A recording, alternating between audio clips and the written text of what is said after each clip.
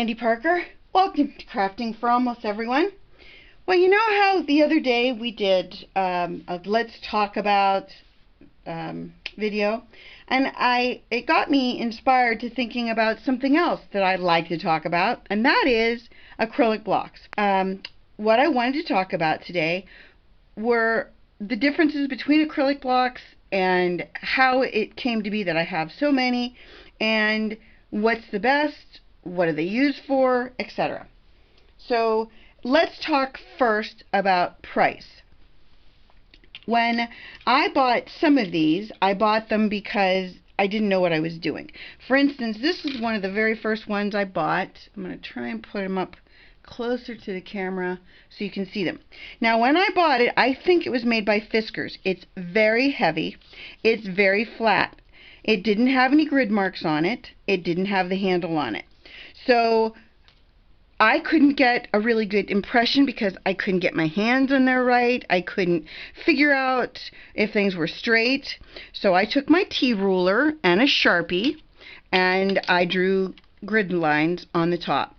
Then I bought a set of 3 Tim Holtz Idea-ology curio knobs. I can't speak highly enough about these and how they will handle weight. This is I don't know if you can see how thick that is. It's very heavy and it's big. It's probably, I don't know, 4 inches by 6 inches maybe. It's a big piece. Yeah, man, I'm right on the number on that. Anyway, it's very large and it's very heavy. I could not do anything really well with this. But this was the first one I bought, and I bought it because I thought, well, I'll need it for bigger things because, I wanted it for all sizes. Little did I know that when you do little stamps, you really need a little stamp block. I'm going to stamp out each one of these, but I want to kind of go over them with you.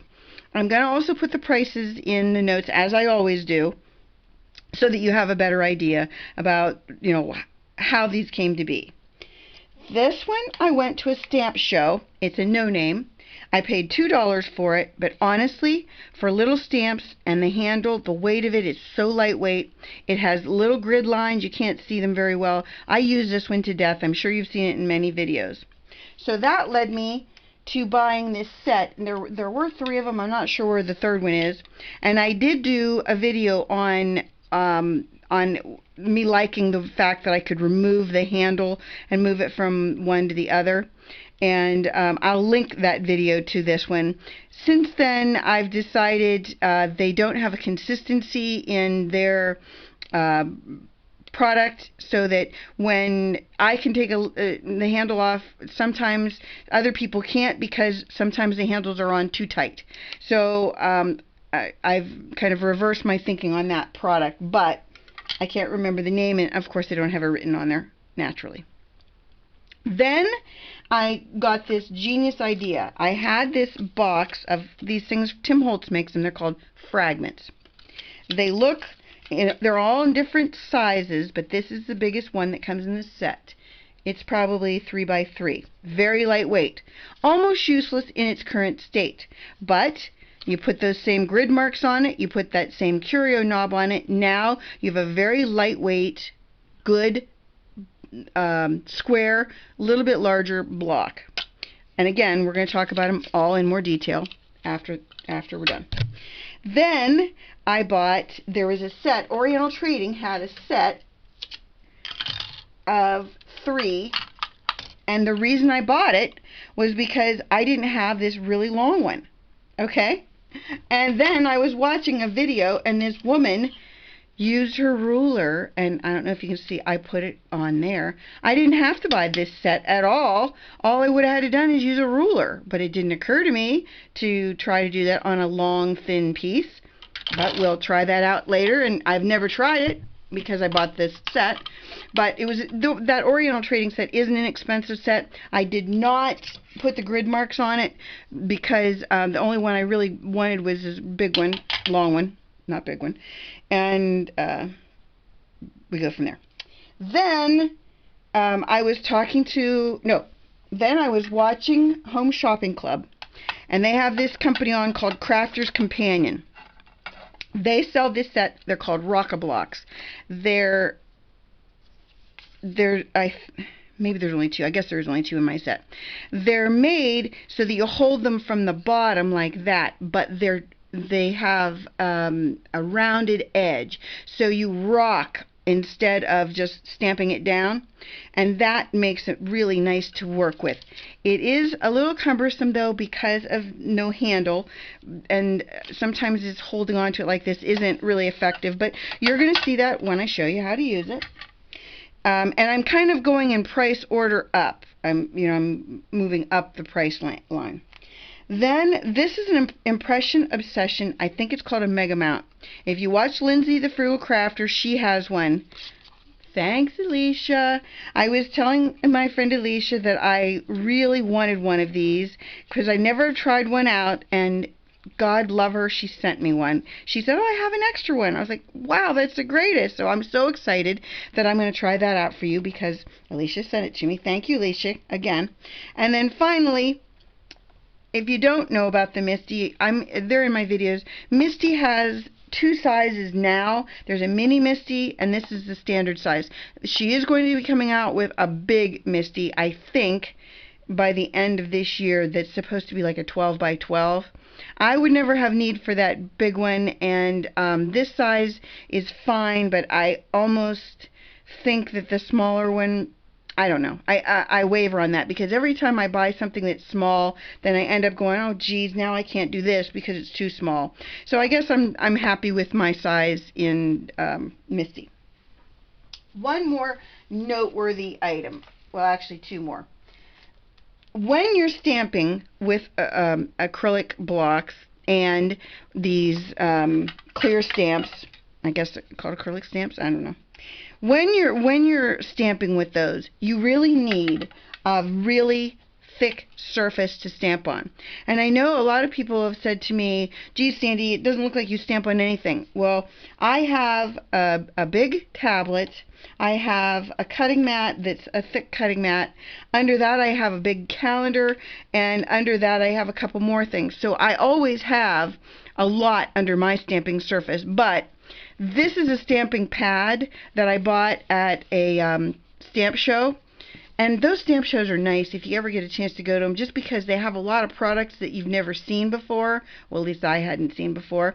And this is a very thick, it's probably, I don't know, maybe ½ an inch thick, but it's really nice to stamp on. So if you want a good, consistent stamped image with acrylic stamps, you have to do either have to have a stamped or a surface that's really thicker. You can put magazines under it. You could put a phone book under it. You could really put just about anything under it, but you need to have a surface that has kind of some pushback underneath. And the other thing I recommend, you've seen me use it, and I have a video, and I'll link that video too, is a stamp-a-ma-jig. Stamp-a-ma-jigs make it so that if you put a stamped image down and you don't do it right the first time, it gives you the option to restamp it a second time. And I'll show you how to use it, but this is an invaluable tool as well. The stamps I'm going to be using are from Rubber Stamp Tapestry. They're clear stamps, and the reason that I'm using them is because I just bought these, and they had them 75% off, so I got that set of stamps, and you'll see the whole set, or well, almost the whole set, for $4, and that was a bargain. So I really liked those stamps, and I thought you'd want to see them. So I'm not going to be using my stamping pad. I just want you to be aware that you should be using a surface underneath your stamps that is this kind of squishy, foamy, something like that. Again, phone book, magazines, whatever you want to use. So I'm going to move these off, and we're going to start with my less expensive and go up, because I like you to see, you know, price isn't always the answer. Sometimes it's just about how well you can use it based on what you bought. And you know how I tell you guys that the reason I started this site was because I bought so many things trying to find the one that worked for me. I don't want you to have to do that. It's just not fair that you have to keep buying things to find something that works for you. And so that's why we're doing this video too. So we're going to start out with the stamp. No, I should probably start with a ruler. No, I'm going to start with the stamp show no name. Okay, let's talk first about when you buy something like this, what you're getting. You're getting something that's an inexpensive, it's maybe not going to last, it maybe is going to last, you just don't know. You want to make sure, though, that when you do buy something like this, that it's big enough. I did buy another one, and I couldn't find it, but it's the cutest thing. I think it's a smaller than this teeny one here, but it's so cool because it was so little. But therein lies the problem. It's so little, I lost it. Okay, so this is our stamp show that I got at a stamp show. It's a no-namer, and I'm just going to be stamping on more of these. These are things I cut out of paper that, in the very beginning of stamping, I bought papers, and everybody said, oh, you know, don't throw any papers out, you know, cut them up and use them for whatever. Well, what I found over time was I cut up a lot of stuff and didn't use it, so now I'm trying to figure out uses for it. Okay, here is the thing about an inexpensive stamp, maybe, or an acrylic block. Maybe it's just me. You know how I always like to take responsibility. Oh, I remember what it was, the video I just did. It was on blending tools. How could I forget that? Jeepers creepers. Anyway, one of the things that happens when you're using this is if you put your stamp down here in the center where the knob is, you can't see the stamp anymore. The grid lines are right here and right here. So I could have put them in the center, but if I did that, I wouldn't be able to see it. So here's where my problem comes in, and this is why I'm showing you. You either have to stamp right on the edge, or you end up getting lines of black ink. So these are things you have to think about when you're buying these cheaper things. See, like I've got ink on this side. Can you see that? Because I should have used maybe a smaller stamp pad. I don't know. So we're going to just stamp this off, and then we'll talk about the image we get with it. Okay. This is, I think, a really nice image, and it's one of the reasons I use this all the time for little stamps. It makes it so easy when you have a small stamp, and I only paid $2 for it. So honestly, I think for $2 this thing is great if you can get past that issue, we'll call it an issue, of the problem with the fact that you have to clean off all this gunk. Okay, let's talk about a ruler. I should have done it in this order before because, you know, a ruler is free. Well, if you have a ruler. If you don't have a ruler, it's not free. But a ruler is something you can certainly get at garage sales, or you know, your kids have from school or whatever. It doesn't have to be a T ruler. It's just a ruler. And like I said, when I saw this woman do this on a video, I thought, boy, that's a genius idea. I'm having a little trouble because my T part of my ruler is in the way.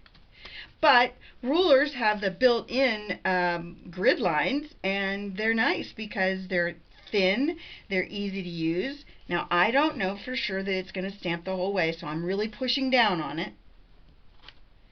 But look at that image, and that's a ruler. I mean, that's the coolest thing ever. So I'm going to clean that one off, and we're going to go on to the next one, because a ruler is a great idea, in my opinion. Where's my note that says ruler? And I'll find it. There it is. Then the next one we're going to talk about is this 3-piece removable set. Now, it's not their fault that I can't pull the knob off. Let's face it. It's my fault that if I can or can't pull the knob off. But it is their fault if they make it so hard to pull off that people with limitations can't get the knob off. So I'm going to say I wish that they were just a little bit more consistent. You see how much it looks like the other $2 one? I don't usually take the knob off of this one because it's like my $2 one, and I like this size. So if I can't find the $2 one, then I use this one. It has the same problem with getting the ink on the edges, like on the corners. You see that? The ink there and the ink over here. So you do end up with that problem, but I mean, I think this was like $6 or $7, and you got 3 pieces to it. Again, it's going to be in the notes, but it does stamp a nice image. Put that out of the way, and I'll put my 3-piece removable stamp. Hopefully I'll have all that in. You'll be able to see it in frame when I'm done. Let's talk about the Tim Holtz fragments. Now, as I said, they come like this. It's just, and they come in all little, you get a baggie of them, and there's probably, I don't know, 30 of them in there, and they're really cool because I took a journal and I put a bunch of photos on it, and I cut these like a mosaic around the photos and gave it to my brother-in-law for his birthday, and it was so cute. I really think they're, it's just to use for what it's intended for, but then to turn it into something else, which is what I've done, I've just taken it and I put the grid marks on again with my Sharpie. I had a little trouble with this one because my Sharpie and I went askew a little bit. And then I put that Tim Holtz Curio knob on it with super glue, and there you go. I mean, these are inexpensive, great ways to end up with a consistently good stamped image, and I like them. But the reason I bought them, again, is always because when you buy things in a certain order, and I'll talk, this is the first one I bought. This thing is very, very heavy. And I thought that's what I needed because, you know, when you're first starting, you don't know what you need. And I thought, okay, well, if I'm going to stamp anything big, I'm going to need something like this. Now, I'm going to show you how to use the stamp-a-ma-jig with this just because it is a bigger image. And well, it's not a huge image, but it's a bigger image, but I want you to be able to see the point of the stamp-a-ma-jig, or how to use it for when you have issues. And what I mean by issues is, let's say that you didn't have the handle on this and you set it down without the handle, and you didn't know if you could keep it consistently in place or do a good job of stamping. Here's what I do. I'm stamping the image down. Now, I'm pushing on it because you want to make sure that you get a good stamped image. But here's what you do. Now, let's say this was a big piece of paper, because I know exactly what's going to happen with this when I pick it up. It's going to stick to the paper. But what I would normally do, let's say it's a big piece of paper that isn't going to come up with the, oh, it didn't, okay. You pick it up, don't come off. Okay, let's say that that image didn't stamp perfectly. What you would do is you would re-ink this. You stick it back into the, see where the purple is? You stick it right back where it was, and you lay it directly back down, and it gives you a second chance at getting a stamped image that's perfect. See how even though my paper even moved a little bit, I still got the image in the exact same spot. It's like the precursor to the Misti, but the other thing that's nice about it is it does the same thing with wooden stamps. And wooden stamps, for those of you who have problems with getting consistency with that, it's nice because you stamp it down. You can, after you stamp it down, you keep the stamp in place. You put the stamp-a-ma-jig around your stamp, pick your stamp up, and if you don't like your image, re-ink it, stick it back down so that your stamp is lined up where it was when you put it in, and pull it back out, and there you should have a good image. There you go. So this was the great big Fiskars, I think it's Fiskars, the heavy acrylic block. If I had not added all of those pieces to it, it probably would not have worked well for me at all, because I needed that knob. And again, I added the score lines and I added the handle. I'm not entirely certain that that's Fiskars. I want to be clear on that. Then there's this Oriental trading set that I bought for the big long one, but I put the image on this middle size one. Let's see if that's going to be wide enough. Yeah. You know, we can use the stamp-a-ma-jig on this, just so I want to make sure you get an idea. Stamp-a-ma-jigs, I think, are under $10, so they're certainly not something that should be prohibitive. That's without a discount, too. That's before you use your coupon at Joann's and Michael's. Okay. You put your image down, you're stamping it, it's all stamped. You don't know if it's perfect or not, so you're going to put the stamp-a-ma-jig on the corner of your acrylic block. You see how it's jammed right up there against the corner. This time I'm going to put my finger on the paper so that in case it moves. Okay, we have a good image, but it moved. But if we didn't have a good image, all you would have had to done is re-ink it, put it right back where it was in that corner. Okay, so what I did was I took this very thick acrylic block and I put a huge background stamp on it, and I'm not sure if the video cut out for that or not, so I want to just kind of recap that. And then I inked it up, and then what I did was I put my paper down on top of it. You rub your hand across it, or if you have a brayer, rub your brayer across it, and really go back and forth a lot, holding it in place. Don't let that paper move. And then I did not ink this as well as I would have liked to have. And then you get a nice inked image. But that's a good use for these great big thick acrylic blocks that you really don't know what you're going to do with after you buy them.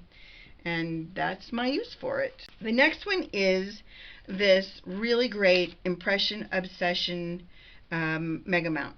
I have never used it because I got it, and that was right around the time I had my hip surgery, and I haven't been really stamping much. I've been doing other videos that didn't involve larger stamps. I did buy some really cool big stamps that I'm excited to try out, and we're going to use it for that for sure. Okay, this is not a huge stamp, but I wanted you to see the whole, like the rocking motion involved in this. These are much like the Rock-a-Block, but it has this huge, great, big, lovely handle. And you're going to lay it down, and then you're going to just rock it back and forth. And I've never used it, as I said before, so I don't know how much rocking I need to do. I did pretty good. I smeared it a little at the end. I felt that I moved it, but it's cool and I love it. This is in French, in case you didn't. You're thinking, what the heck does that say? It's in French and it's in like old world script. I thought it was a really neat looking stamp, and so that's that. Thanks, Alicia. Love it. Now, we've talked about the Misti before, and we've used it many, many times. I'm not going to go into a ton of detail with it. The thing that's great about the Misti is there are so many different things you can do with it. And I just want to make sure that you see one of the things that you can do is repetitive stamping, yes. But there are all kinds of other things you can do with it, and we're going to be doing some of those later on in another video. One of the things you can do with it is you can put like images that are, let's say it's a round image, and you can do your words in a circle, or you can do your turn your images, like those long ones I used on the ruler. You can kind of twist those and make them go in a pattern, like a circular or hexagon pattern, and I will show you that in another video. But here's the beauty of the Misti. The Misti was created by a lady who was doing a lot of cards for people, and she wanted something that she could do repetitive stamping on. I think it's genius. It does a lovely job. You can re-stamp. You can do all kinds of things with it, with ribbons, where you lay your ribbon down and line it up on the grid so that when you close it, the ribbon is in exactly the spot you want it. It is a great tool. It is not an inexpensive tool. I think this size sells for $60 now. When I bought it, it was less than that, but she has since raised her prices, and I understand that. When you have something that's as in demand as this, it really is a great product. But it comes at a price, right? If you don't have the money for the Misti, let's kind of talk about value for what you're getting. When I'm looking at this, the pieces that I really feel like I can't live without, if I had to narrow it down to the ones where I said to myself, okay, well, if I only had a certain few, which ones would I want? Well, definitely the Stamp Show No Name that was $2. That is invaluable to me. I use it all the time. I also believe either the ruler or or this one, but for the price difference, the ruler, obviously, because you'll have these long these longer, thin stamps, and you won't know what to do with them. So I would say, I'll put ruler there too, because these are the things. I'm just saying, if I was going to set up shop for the first time and I needed to know exactly what I wanted to buy in acrylic blocks, I want to make sure that you have them. Okay. The Tim Holtz fragments, honestly, for the price and the fact that you can do all kinds of things with it in addition to this, because you can use it as all kinds of, you name it, in mixed media you can do a world of things. I love the size of this piece, and it does a great job. So I'm going to say that's another one I can't live without. The Rock-a-Block set, just because when you have pieces that are unusual or just for ease of convenience, I guess I'm gonna put that together with, I'm gonna say either or. Oh geez, when I start trying to get everything together, I start getting flustered and try to move everything. Okay. Whoa, moving on me. Here's the list so far. Then I would say I would put together with this the Rock-a-Block and or the impression, this Mega Mount. And the reason is because they both have the same idea to them, but for me, the handle on the Mega Mount is much easier to use than the handle than the Rock-a-Block. It's not that I don't love the Rock-a-Block. I do love the Rock-a-Block, but it's the way you hold it. And lastly, and obviously you had to know this was coming, and that's the Misti. Just because you can do so many things with the Misti, and it really makes your life so easy, and there's kind of no guesswork to it. And can the Misti take the place of all these other ones? Yes, I think the Misti can take the place of some of these, but to be honest, sometimes I just don't feel like getting it out and putting it up. It's just like pulling this little thing out, stamping it, and throwing it back in the drawer. Convenience is everything. Let's just face it. And so back to the ones you can't live without. These are the ones. I would definitely say you need a ruler or some long acrylic block. I would want a cheap $2 stamp show one, just because the handle's so great, and the handle is perfect, and it's so lightweight. The Tim Holtz fragments, same thing. Now, I guess I could say I don't definitely have to have these. I could go with just the stamp show. So I guess I'm going to rule those out, just because I guess I don't really need that many. Come on, Sandy, narrow it down.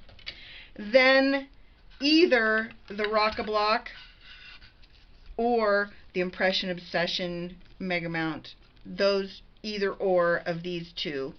So in the end, you're going to have the Misti, the $2 stamp show, a ruler, and either the Crafter's Companion Rock-a-Block or the Impression Obsession Mega Mount. So you're really only going to have, in the end, like 4. 1, 2, 3, 4. Yeah. And I think that really should answer every one of your needs, because everything else is going to be a wooden stamp, and with the wooden stamp, you're going to need the stamp-a-ma-jig. So then I guess that's the last thing you definitely need. I really hope this helps. Of course, in the information part of down below where it says more information, you click on that. I always have everything detailed out there for you, so you'll know prices and where to get things, and just the ins and outs of all of it. But for acrylic blocks, if you're just starting out, you need this information, and maybe if you have limitations, you don't know that some of these things are available, and they'll make your life so much easier. So I really appreciate you watching. Please give this a thumbs up and subscribe, and I'm hoping in the next day or so that I'm going to have my bound book that I've been working so hard on done and in the bag. So thanks again for watching. Bye-bye.